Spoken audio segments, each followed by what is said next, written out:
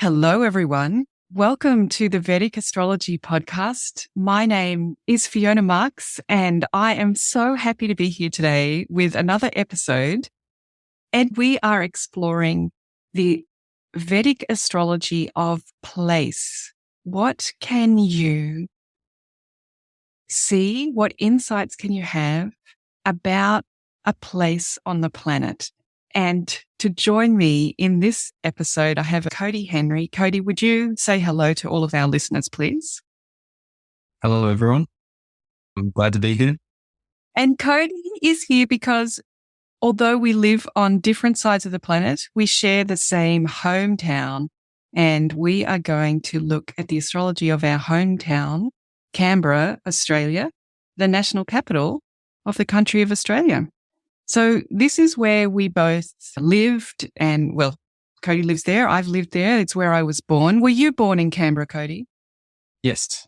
There you go. So it's where we were born and where we've lived.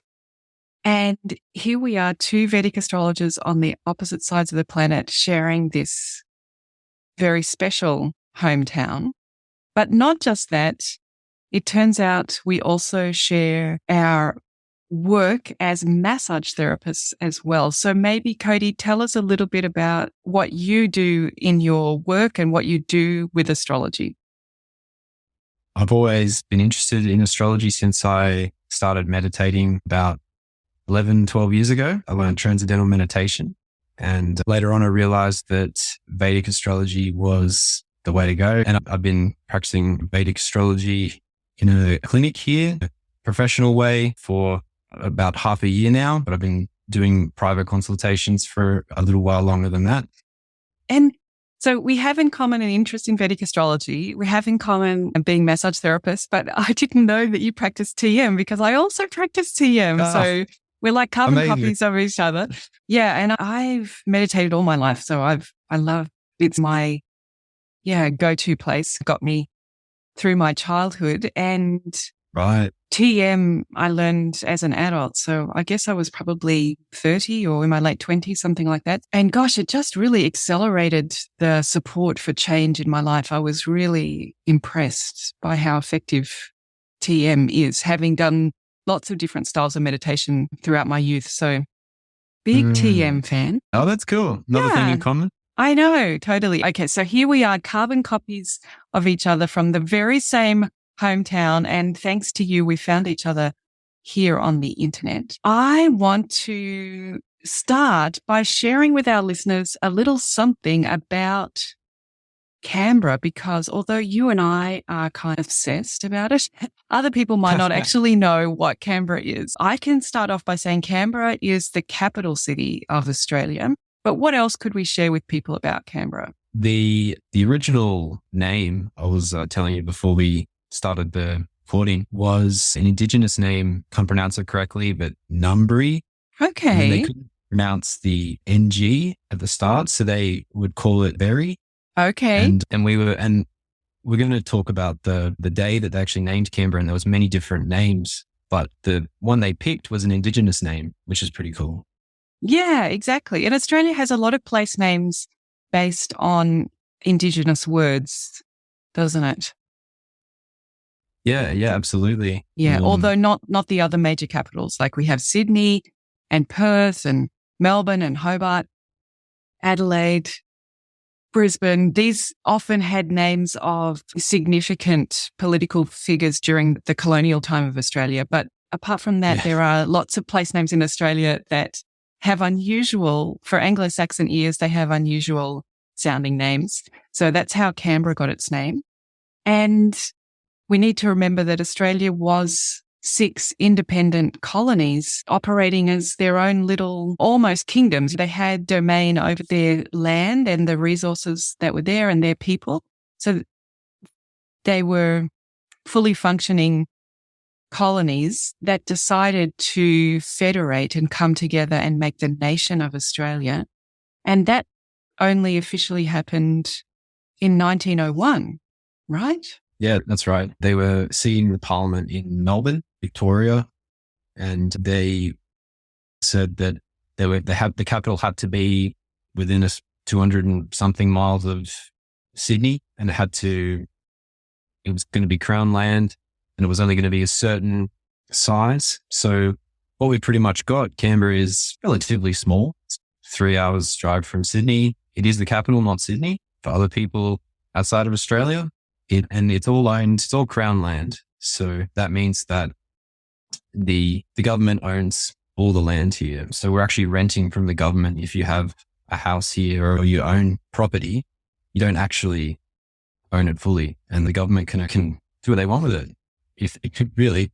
But yeah, so we live in a pretty sort of unique place. We don't have many big buildings here. It's relatively modest, I would say. What do you think about Canberra, Fiona? Yeah, I think you could say that it's unique. It's a bit strange and unusual because of what Kody's saying, that you can imagine these 6 colonies all thinking they're very important, which they were and they are.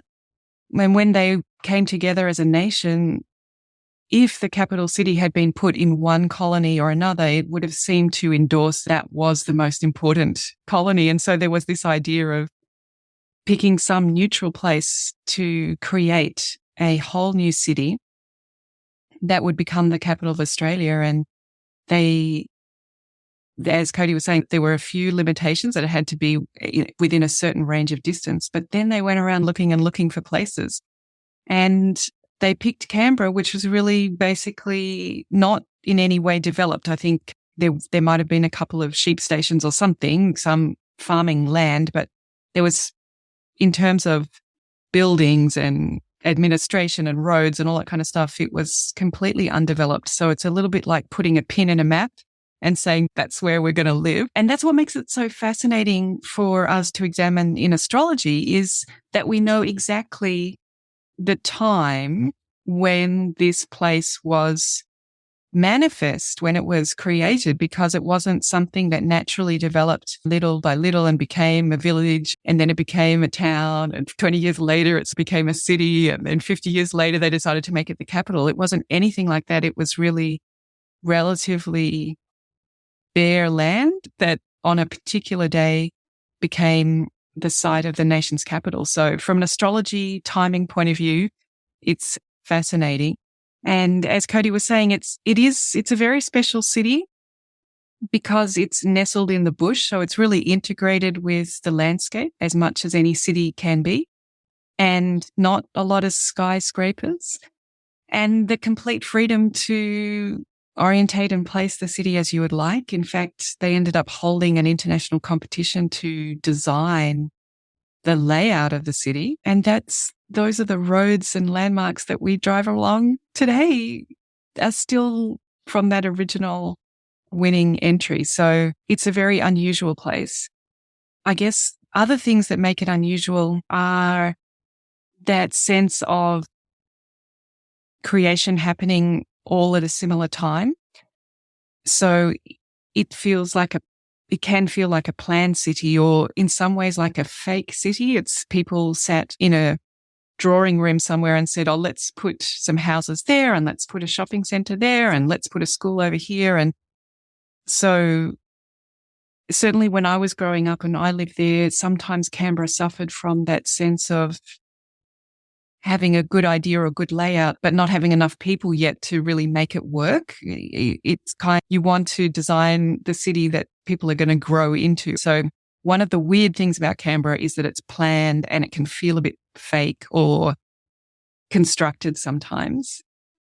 And then another weird thing about Canberra is that as it was created for the administration of this new Federation of Australia, it is the political capital of the country, and therefore it's filled with politicians and public servants. And Canberra, the place, the word that represents our hometown, Canberra is used as a synonym for the politics and the politicians and the decisions that are made in the Parliament House that's there. Sometimes it's very strange as a Canberran because you get blamed for a whole lot of decisions that the public agree or don't agree with. So I think that's another weird aspect of living there, that it's a bit like what you were saying about the Crown land and renting, is that as a resident of Canberra, sometimes you feel that your place doesn't belong to you and you're being lumped in with the work that is done there. Can you relate to any of that, Kody? Yeah, it's absolutely all of that. It's actually really interesting what you're just saying. And it does feel like that because Canberra also means meeting place. So I often feel that a lot of people come here for work and they're not necessarily going to stay here forever. It's been changing recently. I do see a lot of people coming here, staying here, growing up here, but it feels very transient. It doesn't feel like there's the biggest community here. Of course, it always depends. And it's just things that are interesting to look at. And it has something to do with the fact that it's a political state and this is where all the big decisions are made, supposedly. So yeah. Yeah. And before we get into the astrology, another factor for Canberra, and I don't know whether this has changed in the time that I've left, so I'm very hopeful that Kody is going to tell me, oh, that's all moved on now. But I would say that in general, when I was growing up, there was a sense of shame if you're from Canberra in that it's not a real place and it's not something to be proud of, which I never really understood because it's such a beautiful city and it is planned and it's got not just the Parliament House, but it's got the National Library and the High Court and the National Museum and every institution that you can imagine is dotted around this beautiful lake that was created. And for people that live there, it's a very easy city to get around. The roads and the cycle paths are all thought out to link places together. So as a child, of course, I felt proud and happy about the place that I live. But as you grew up and you spoke to people from other parts of Australia, you would get derogatory comments about the place that you live. And even now, here I am living on the other side of the world and everybody here thinks it's really cool to come from Australia. So Portuguese people think Australia is wonderful. And I can see how Portugal and Australia have a real connection in terms of the sunshine and the beach and just loving the good things in life. And so it's super cool. I'm from Australia. I'm super cool. But when I meet other Australians and then they say, oh yeah, where are you from? Australia. And I say Canberra, it's like cool factor just disappeared entirely. Now, Kody, please tell me, has that changed in the time that I've been away? Is Canberra now cool or at least is it cooler? It's definitely cooler. Great. Yeah. Good. Yeah. It's definitely not cool to be from Canberra. Okay. But I think it's changing. So there's some hope for us. Yeah. But the problem is we don't have any beaches. So yeah, we're inland and it's really dry. And most people come here on school trips, if they're from Australia, to go to the War Memorial or the Parliament House. And it's all a bit dull and a bit boring. There's no theme parks. There's no adventure sports. There's not much nightlife. Not many bands come here. There's not that much really going on compared to Sydney and Melbourne. But if you live here, it's awesome. There's so much nature. We're one of the cleanest air of any city in the world. You could look it up. I think we have recently had the cleanest air and the pay is one of the highest in Australia, if not the highest. The cleanliness is good. The unemployment is incredibly low. We've got so many things going for us. Most people have a high quality of living, like the majority, like the 95%. The crime rate is incredibly low. I could go on and on. Like, amazing. So yeah, definitely like to look at as a tourist, but if you live here, it's like amazing. Yeah. So, yeah. On the downside, however, it does get really cold. Kody and I are recording this true. I'm in summer, Cody's in winter, and I would say it's challenging and cold. But what I also would say is we do have a beach, right? We do have Jarvis Bay, am I right? Oh, Jarvis Bay. Oh, that's part of Canberra, yeah. Yeah, because that was part of the criteria that although they chose an inland venue, there must be access to a naval port if required. So for all of those Canberrans who live in Jarvis Bay, we have not forgotten about it. You really are the cool ones. All right. Kody and I could wax lyrical about our hometown for the whole podcast. However, we're also going to talk about some astrology.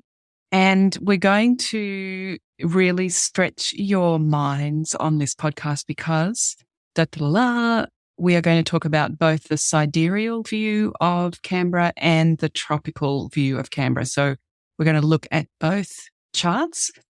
And I want you to relax about that concept and imagine that it's like examining an X-ray and an ultrasound of the same person. So the data looks a bit different. The X-ray looks different from the ultrasound, but the person that is being examined remains exactly the same. It's just these filters that we use, the X-ray or the ultrasound, help us to highlight and jump out particular features of that person that enable us to speak about them and have insights. We're really going to stretch your brain because we're talking about these two different charts. And to keep it simple for those of us who are listening only, we're going to speak first about the sidereal view of Canberra, and then we're going to speak about the tropical. So we'll try and, in order for those people who are listening, try and keep them a little bit separate, at least at the beginning, so that you can sort of bed in your mind where those planets are for sidereal. We'll talk all about that. And then we will have a look at where those planets move to if we look at the filter of tropical. So then, Kody, let us dive in and turn our attention now to the sidereal chart for the naming of Canberra. This is the main chart that we're going to refer to have some insights into the place named Canberra. And Kody, can you tell us a little bit about this date, the naming of Canberra? What is the date and time if people want to bring it up on their own system? So it's March 12th, 1913. And we've got the accurate time of 12 noon, midday. We've even got the place, Capitol Hill. And we got photos of it actually happening. I'll see if I can send you a link of the photo, because this is a moment, it's one of those kind of ceremonial moments where drum roll and I think some earth was dug up or something, a little shovel goes into the soil, and we name this place Canberra. And when we look at sidereal, for everybody listening, we've got a Taurus ascendant at 1151 with Saturn there in Taurus around 6 degrees. Then we have a big place of sky with no planets because we have nothing in the sky until K2 in Virgo, the 5th house. And then again, a space of sky because there's nothing until Jupiter in Sagittarius. Jupiter is in the 8th house, Mars in Capricorn, Sun in Aquarius, Rahu and Mercury together in Pisces, and Venus and Moon in Aries. The ascendant, we've got Taurus. So we've also got Saturn sitting there in the ascendant, which is a great friend of Saturn and Venus friends. So that already shows that obviously Saturn and the traits of Saturn are pretty important in the naming of Canberra. The way that I understood this is Saturn is like the sort of like the servant class and also like the natural inhabitants, the Aboriginal people that have been there forever.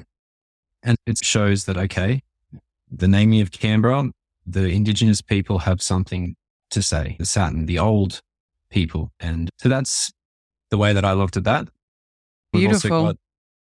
And we've got the sun in Saturn's sign, which is Aquarius. It's noon, so it's there and right at the top of the sky, shining down, also highlighting that Saturn is important. And we've got Mars in the 9th house in Capricorn. So again, we've got a pretty strong Saturn energy here. We got an exalted Mars.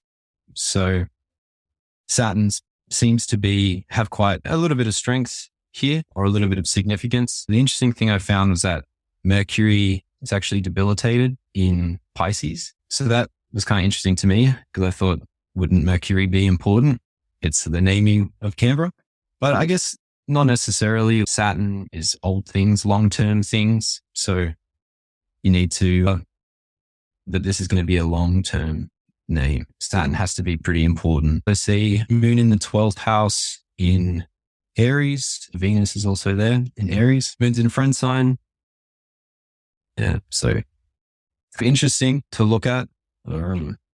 it was a pretty significant day, but there was a lot coming up to the day. They had a lot of other names, like really random names of the prime minister, names of just people could send in their names, like the people, the servant class, the average Joes, even the Aboriginals could choose a name. Like it was very much a democratic decision, which is cool. Like I think that's why Saturn was in the ascendant on that day, and they picked an Aboriginal name after all. I love what you're saying about Saturn on the ascendant and what you're bringing in about the common people having a real say in this naming day.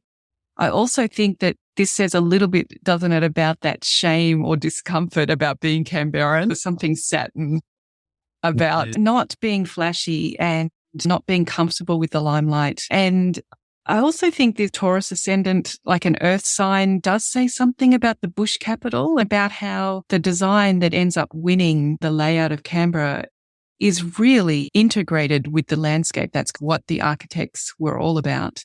And he also put a house of the people, didn't he, on that Capitol Hill or on the main hill in Canberra. Walter Burley Griffin had designed this house of the people. So now it actually has Parliament House on it. So it's become the house of the politicians, but the original intention. So I think you're right. That Saturn energy is coming through in this sidereal view.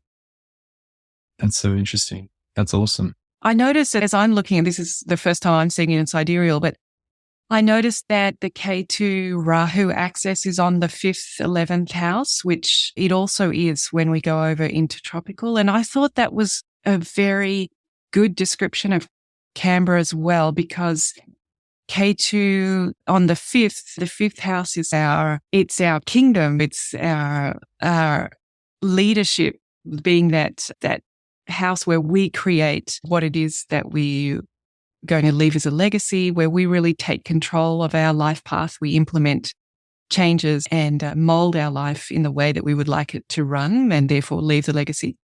But having K2 there for me shows that there's an expertise in this leadership area. This is something that the energy has developed on this 5th house, meaning that Rahu is then asking for this place of Canberra to not be the leader that stands out the front and looks out and down over everybody and calls out the vision and the guidance. That's where we've already done that. Rahu is asking us to explore being one of the many, being part of the commune, creating community and leading from within a community of peers. And I think it's a beautiful placement. It's in both charts, the 5-11 axis. It's a beautiful placement for Canberra, because I think Canberra really does struggle with that disconnect between having an enormous amount of administrative power centralized in Canberra. But how is that connected to the community? How do we translate the administrative decisions into improving people's lives and being one of the people rather than being authoritarian or being on top of the people? So I think the 5-11 does speak to some of the challenges that Canberra faces in its relationship with Australia. Is how does it lead and how does it connect with the community, with its peers? Can you relate to that, Kody? Yeah, I love that. That's a really good way of looking at it. And I guess K2 in the 5th, in its own kingdom, that's what is it the monarchy?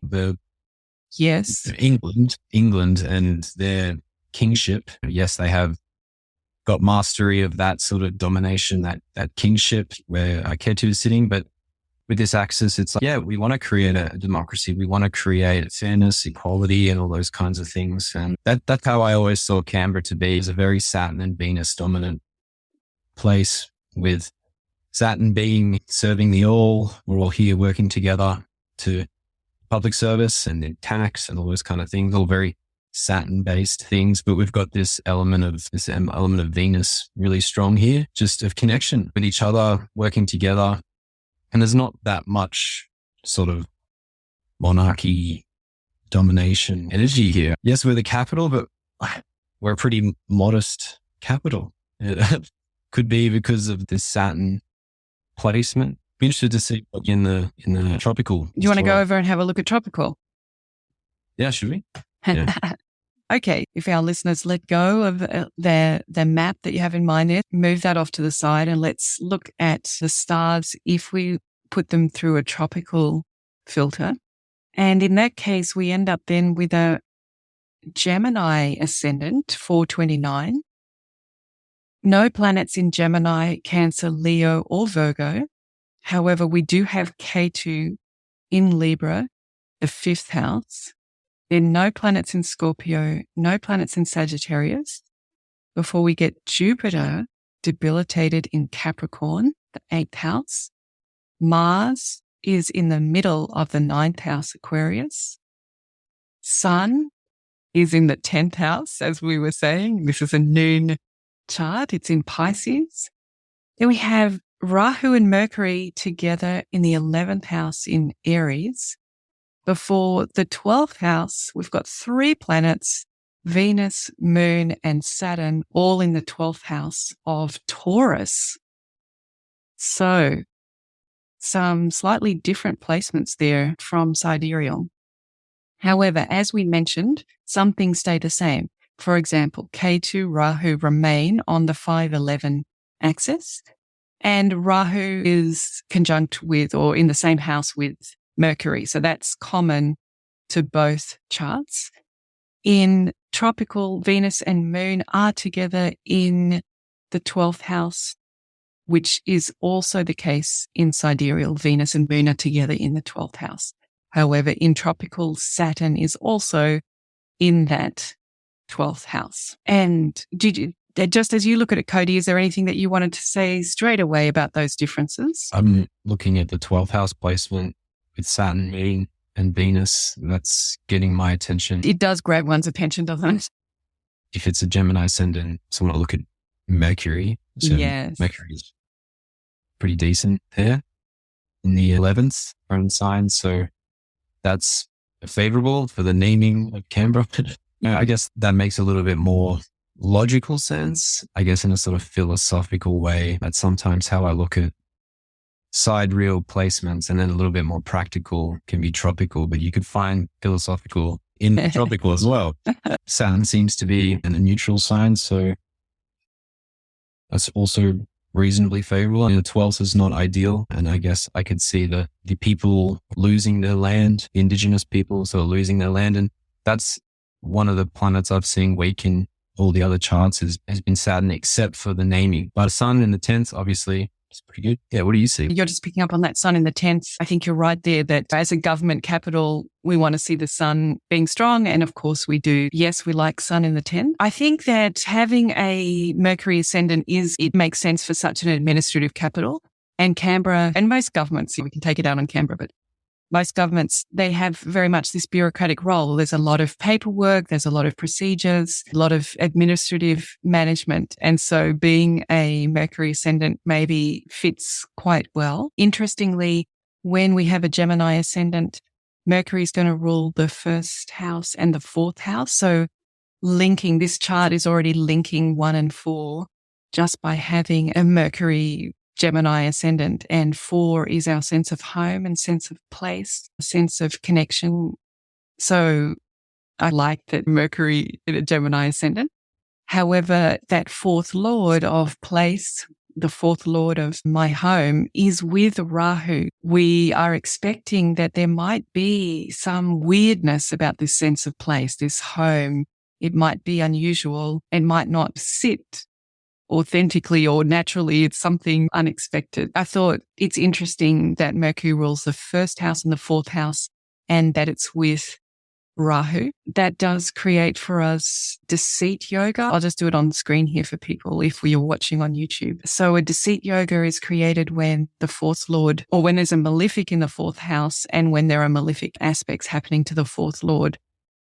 And really it's because, so let me just get that up on the screen here for you. Yeah, really it's because that the 4th house has so much to say about connecting to one's internal truth, because it's our heart center.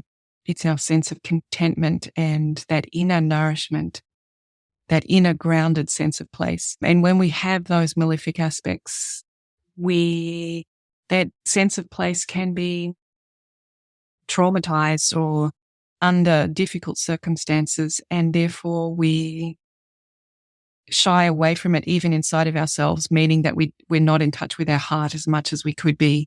And that can lead us to do actions that are not aligned with our heart, but we might not even realize that. So called a deceit yoga because you might end up deceiving people, but really it's that one deceives oneself because one doesn't connect with one's heart as easily. And I think Canberra can struggle with that. I think it's getting there now. I'm very hopeful to hear that.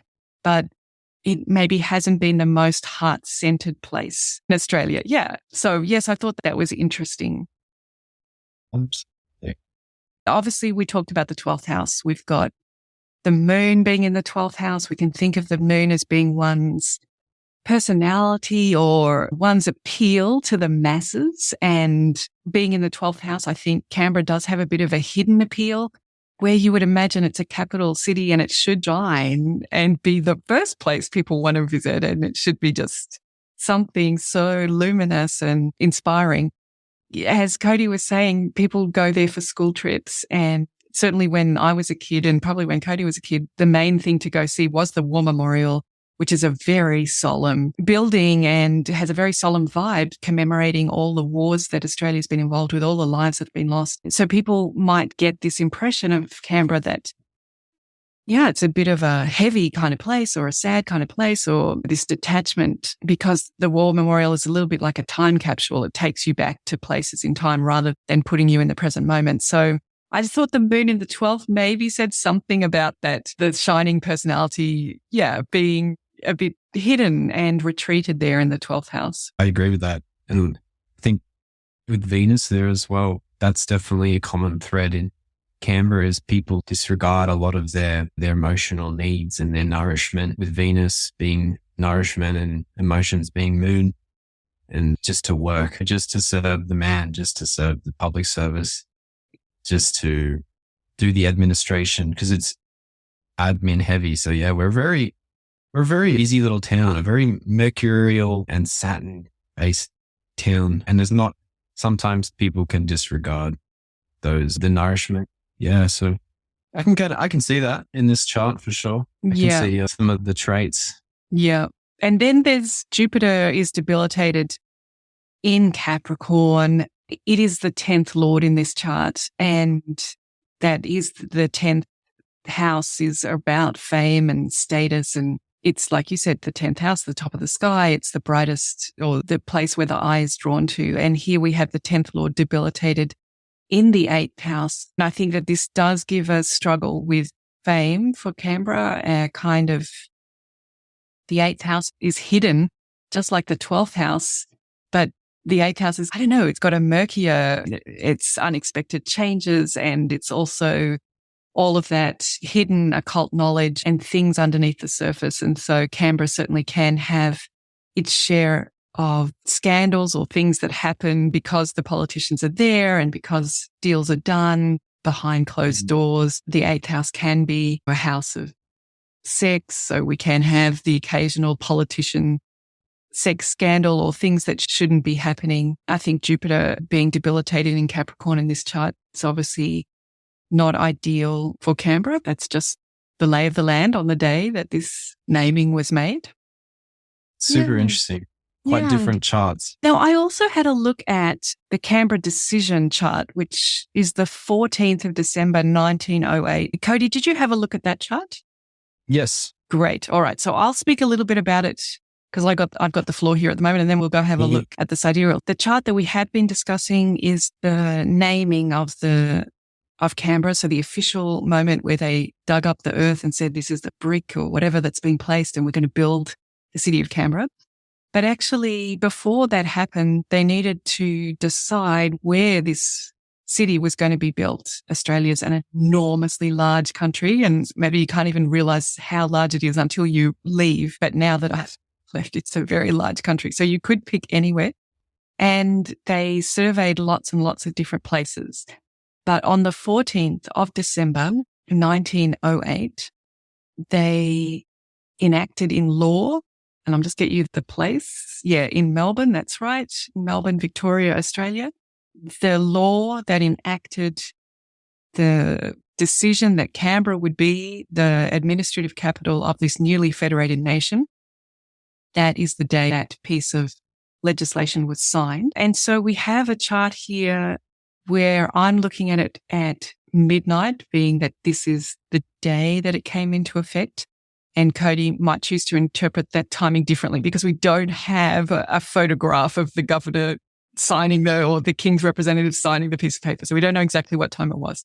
But if we take midnight as the decision for Canberra, the day that it was decided to be the capital of Australia, I have a Virgo ascendant at 8 degrees and 40 minutes with Jupiter this time on the ascendant, 14 degrees in Virgo, nothing in Libra, but then Venus and Mars together in Scorpio, Mercury, Sun and K2 in Sagittarius, then nothing in Capricorn, nothing in Aquarius, nothing in Pisces, Saturn debilitated in Aries at 3 degrees and 24 minutes, nothing in Taurus, Rahu in Gemini, nothing in Cancer, and then the moon once again in the 12th house this time in Leo. So here we are on the 14th of December, 1908, when Canberra is created in law that it's going to be the administrative capital. And I thought that having a Virgo ascendant, it's wonderful, right? It's another Mercury ascendant.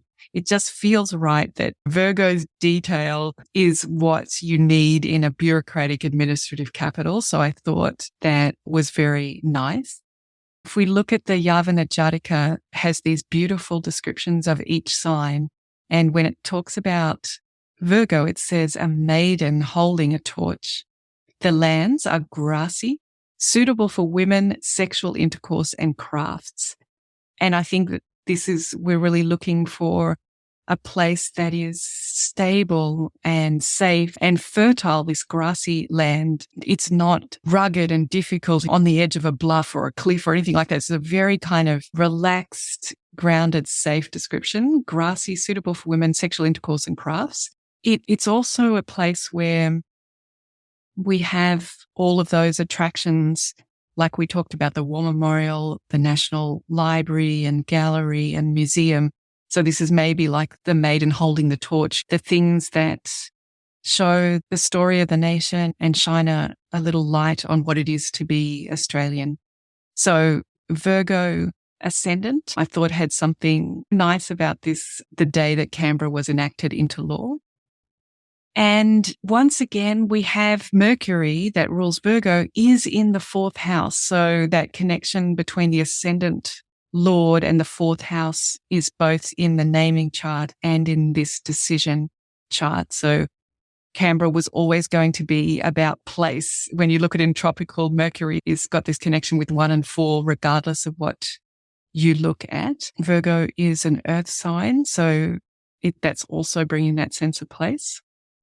However, Mercury is in a bit of a difficult situation over here in Sagittarius because it's with the Sun and it's with K2. So it's actually creating a shamed Lajatadya Vashta in the 4th house, which to me, Kody, speaks about this shame thing that unfortunately, if you're a Canberran, you get lumped with this heaviness around the sense of place and whether it's legitimate and whether it's a real place to live. And we feel a bit embarrassed to mention that we're from Canberra. It's not something you can be proud about. So I thought that the Ascendant Lord is shamed here in this chart. It sits well for me. And it's being shamed by the Sun, right? It's being shamed by government or by leaders. So we could interpret that as it's being shamed by the king, that really we don't think of us Canberra as being a monarchy type of place. I agree with Kody on that entirely.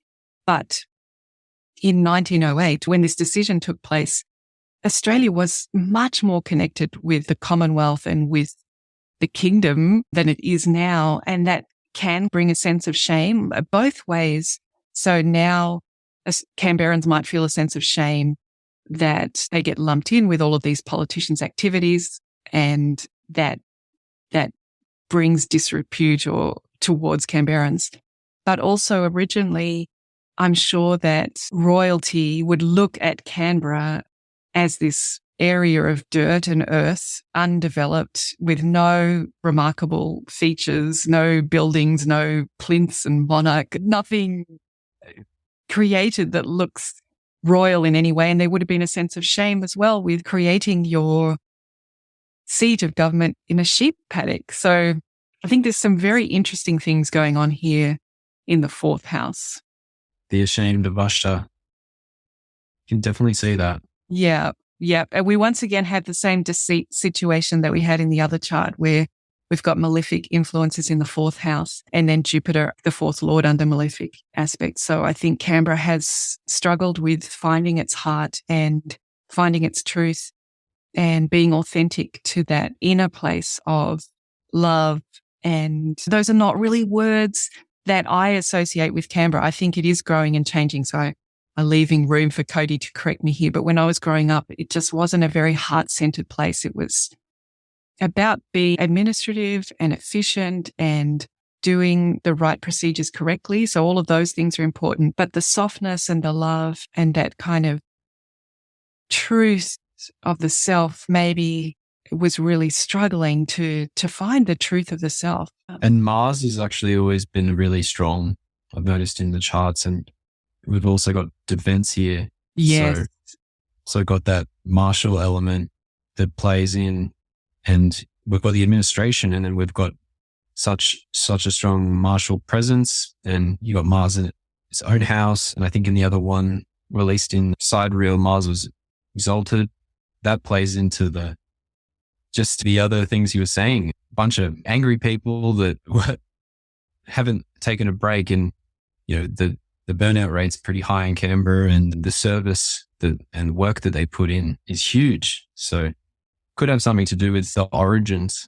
That burnout thing that you're speaking about is so important. You had exalted Mars in the sidereal on the naming chart, and we've got Mars with Venus here, which really can be that very passionate connection. But that burnout also speaks here to the sun shaming Mercury, doesn't it? That Mercury just cannot get recognition because of that K2 sun shaming, that all of that administrative work, it doesn't get recognized. It's something that people feel, again, I'm speaking in the past, but people feel ashamed of being a public servant in some ways. Or if you go to a social event outside of Canberra and you say you're a public servant, again, people would think that's some kind of lazy job where you're getting paid a lot of money to make things difficult and it's not required. There's something about the job that's not valuable or something. And really, it's so interesting because public service says it all. It's actually people who are wanting to serve the public. And yet, because if we look at it through this filter, the Mercury being shamed by the sun just cannot get that recognition of their administrative work, can't feel proud of it. And of course, there are actually always administrative things that do occasionally go wrong, or there is occasionally corruption. Not a lot. Australia's a very well-run country, but of course, there are the occasional things that do go wrong in public service. And when that happens, it stains all public servants. So Mercury's in a very tricky position there in Sagittarius in the fourth house. And I think that K2 in Sagittarius also is showing us that Canberra, the creation of this place, its expertise was in tradition. It was in culture. It had come from a long line of Westminster system or the Commonwealth and all of that kind of tradition, that it had a lot of strength there. But Rahu is really over there in Gemini asking Canberra to find its own way and to learn by trial and error, to make its own rules. And it's a very interesting moment in time, the two moments that we've looked at, this 1908 through to that naming 1913, that Australia is stepping boldly into a new future that it hasn't created yet. And it's got a whole lot of tradition baggage, which is a wonderful thing. And at the same time, that baggage, that cultural baggage, isn't related to the land. It's not native to this earth, to this place where we're standing. The clothes that we're wearing are not appropriate. The habits that we have, the lifestyle we have are not connected to the natural energies of this place. And we're going to have to discover that.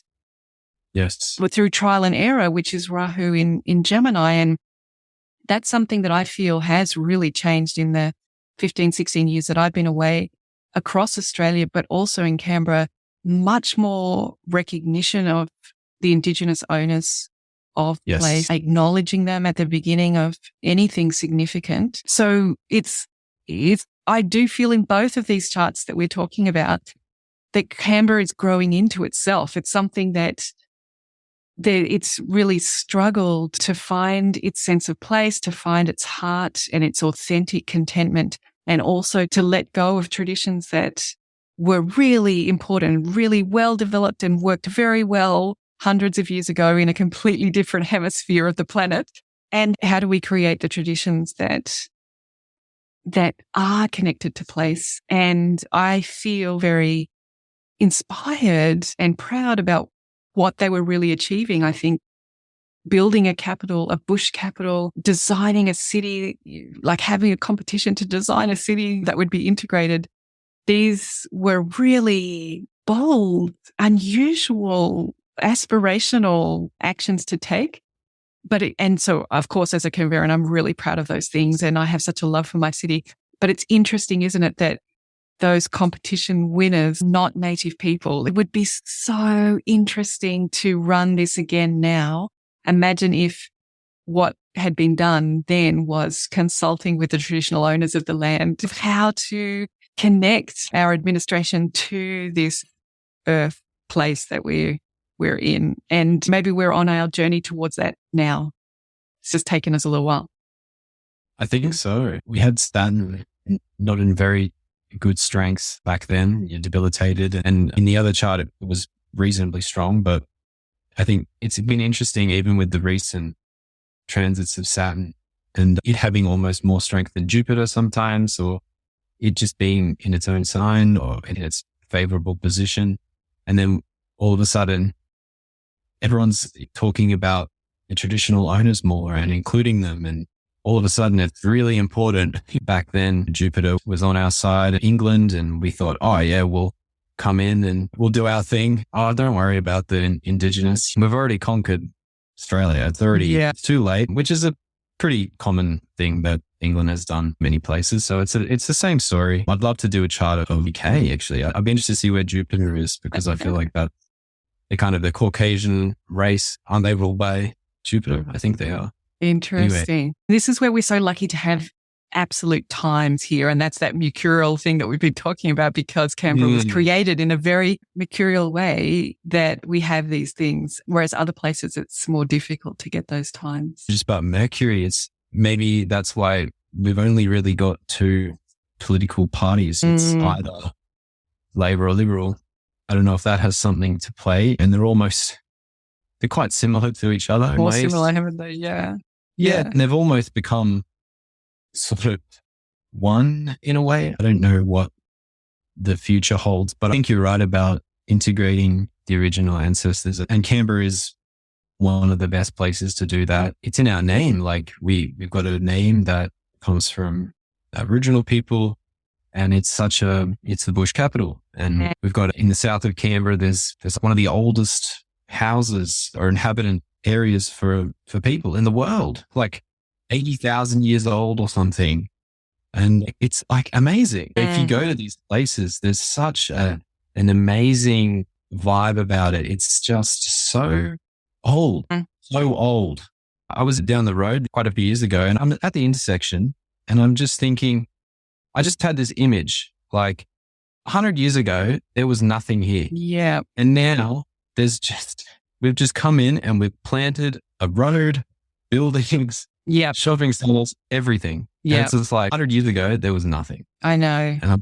And it's amazing, but it lacks the depth. But I mean, it's really, I think the choice of Walter Burley Griffin, but even more the drawings that his partner, his wife, Marion Mahoney did of that landscape and the integration, that I think that was the best attempt at the time to integrate Canberra with place, with a new vision. So I think they did do the best that they could. I think it was very bold and very aspirational, but has led to a disconnect and is something that's in process and that hopefully, I think it's getting better and better all the time.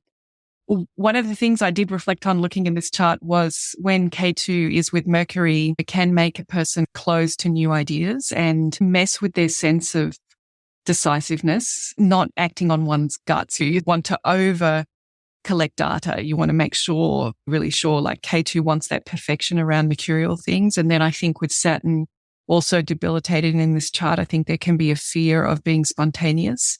Spontaneity is not a word that comes to mind for me with Canberra. And it made me think about Gough Whitlam, which I don't know whether even for Kody's generation that's important to you guys anymore, but that was quite a defining experience for Australia and for Canberra, is that we did have a Prime Minister who in some ways was the most spontaneous, quite charismatic, and perhaps a little more speaking from the heart or a little bit more integrated emotionally than the general mercurial politician that we tend to have in Canberra. And a very large man as well, like a big body. And he was the Prime Minister, but there was this quite dramatic moment where there was a disagreement in the Parliament about how to pass the budget. And it came right down to the wire with the opposition party not being willing to support and the government not being able to pass this budget, which we all know governments need money to work. They have to be empowered by the parliament to spend the money. And so there was like a Mexican standoff, and the Governor General is the one who pulled the trigger first and dismissed this politician, this Prime Minister, who perhaps was the most fierce and acting from his gut kind of energy that Canberra had attracted. Do you connect with the dismissal, Kody, or is that something in the ancient past of Canberra for you? No, that makes sense. It makes perfect sense. The Governor General, we've always done it the way we done it back in where we come from. There's always a tradition. That's the way it's going to be. Governor General represents the Queen here. Someone comes in like him and says, nope, we're going to just do it the way that we do it. And yeah, it still exists. I personally love entrepreneurs here in Canberra. They're all in Sydney and Melbourne and Brisbane. But when they come here and they ruffle some feathers, it's great. You're going to have that Rahu come in and mix things up. They're very, very controlled state, very system oriented.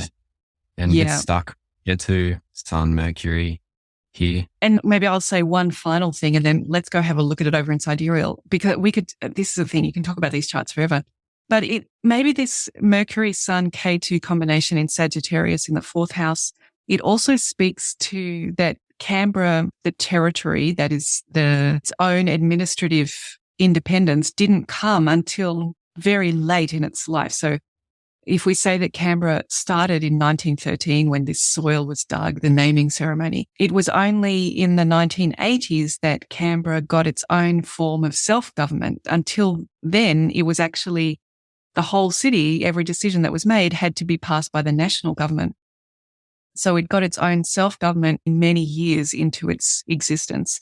And maybe this also speaks about this kind of sun shaming Mercury, that that sun, the government, that authority, the king just didn't want to let Mercury go and run its own show. And it's taken a long time for Canberra to even get its own parliament. And now that has been going for 30, 40 years, whatever. So it is working and it does have now its own strong self-government. But that was something that it had to fight for. It had to request the federal government to give permission to allow me to make decisions about the people that live here and the resources that they need and the access to services. So, I think this is quite a significant day. 14th of December, 1908, for me, sets some of the vibrations that Canberra has experienced. I really enjoyed actually looking at this 14th of December chart. If listeners can just clear their minds, and let's just recap on the sidereal. We're looking at this as noon on the 14th of December, 1908. We might not get so into the houses with this chart, but just in case, we've got Aquarius ascendant, no planets in Aquarius, Saturn in Pisces, then nothing in Aries or Taurus, Rahu in Gemini still. Isn't that interesting? Okay.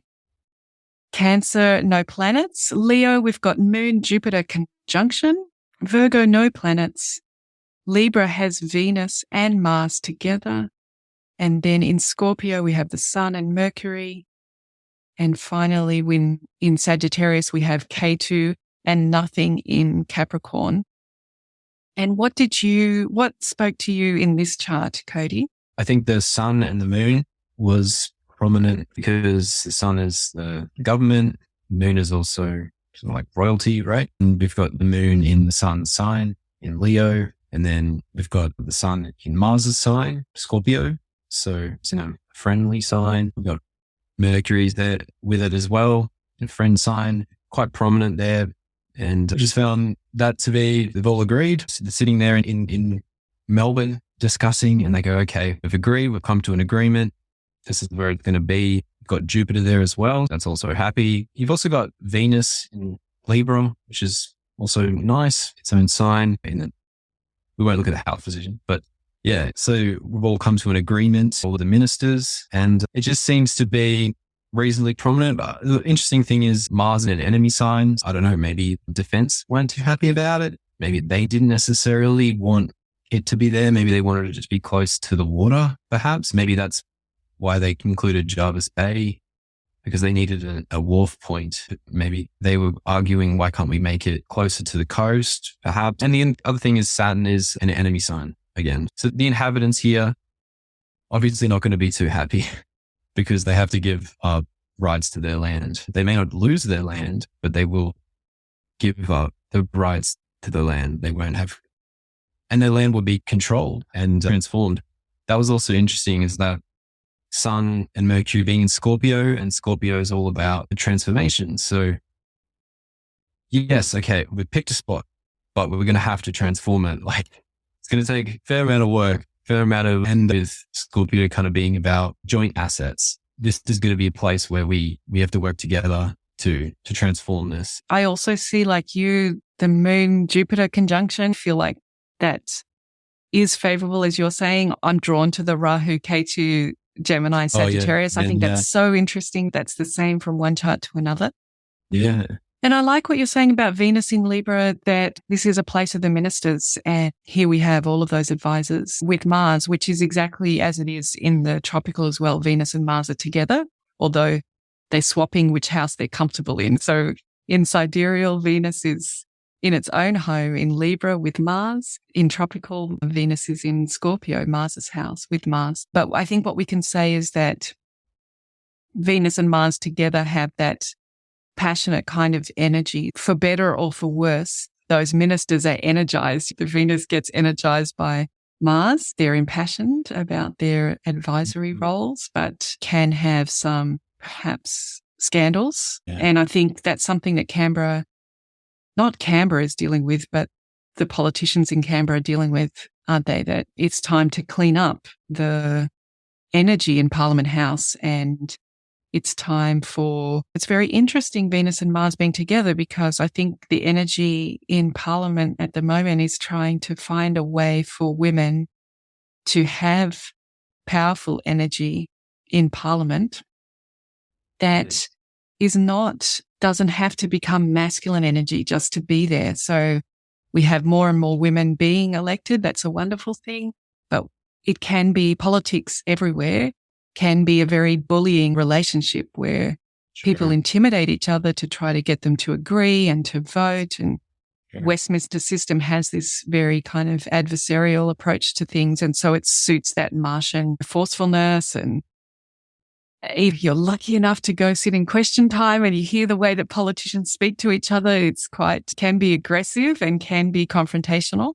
So I think that what is going on in Parliament these days is trying to address that Venus-Mars balance. How do we be authentically female so that feminine energy is represented in the Parliament of Australia? So maybe the fact that both of these charts have that conjunction tells us how important resolving that issue, the masculine and feminine issue, was always going to be. I think it is getting better. I have noticed that women in Canberra are very masculine, especially the ones that work in the public service. And we've got a lot of powerful women in defense as well. And it's also just a global thing, equality. And I definitely feel the equality in Canberra I was born in 1994. It's always been there. There's always been fairness and equality. So maybe that has developed over the years. I'm not sure. What was it like when you were growing up? Was there equality in the Venus and Mars? No, I think it's been a very masculine place for sure. I worked in the public sector for a long time, and it felt like in order to be successful there, you had to masculinize. You just has to wear a suit and speak the facts and create an argument that is based on data and reason. And there was just no point in appealing to the emotions. You certainly didn't want to show emotion in the workplace. That would be just an absolute suicide. Yeah, you definitely didn't want to be vulnerable. I don't know, Canberra is a hard place to be vulnerable. Do you think that's fair? Or 100%. The royal class never show their emotions. They don't. They're a bit mercurial. They show an image, but they don't necessarily show the full package. All the women that I massage, they're very stressed and emotional, but they don't have an outlet to show it. And it could come down to the charts that being masculine planets of action, being present, Leo, Moon, and Sun and Scorpio, Mars, very masculine planets and signs.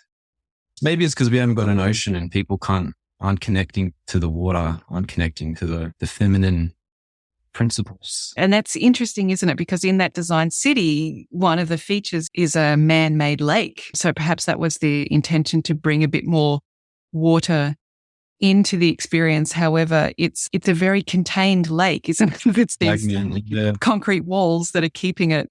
There is that attempt to bring the feminine in, and perhaps that's an area for development. And maybe that's the main thing that I'm taking from this opportunity to look at these charts, which I thank Kody so much for reaching out to me, and by doing that, kind of inspiring an opportunity to look at these charts, is that I think my takeaways are what an aspirational moment in time this was, the early 1900s in Australia, the Federation. What a bold idea that is, to bring together these 6 disparate colonies and try to forge a nation, try to go in a common direction. I think that's really bold.